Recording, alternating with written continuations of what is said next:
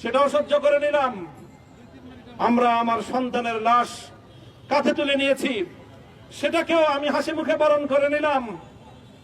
আমাদেরকে অপমান এবং লাঞ্ছনার সব ধরনের ষড়যন্ত্রের সম্মুখীন হতে হয়েছে, সেটাও আমরা হাসি মুখে বরণ করে নিয়েছি।